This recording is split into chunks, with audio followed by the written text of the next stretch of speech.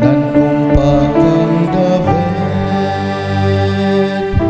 usa ka malig-on saan nga dili niya bakwion. Palingkuron ko sa imong trono, ang imong kaugalingong anak.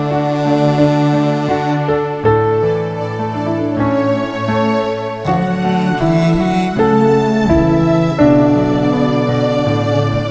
mipili sa Sion,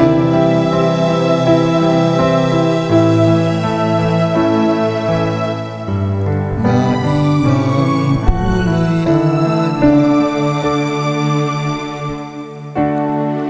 Kung ang imong mga anak mag-amping sa akong kasabutan, ug sa mga kasuguan nga akong itudlo kanila, ang ilaw sab nga mga anak hangtod sa kahangturan,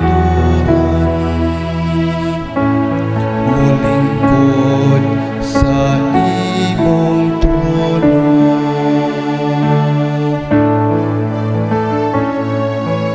Ang Ginoo mipili sa Sion,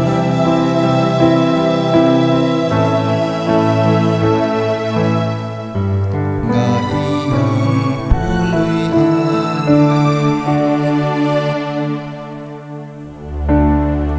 Kay ang Ginoo nagpili sa Sion,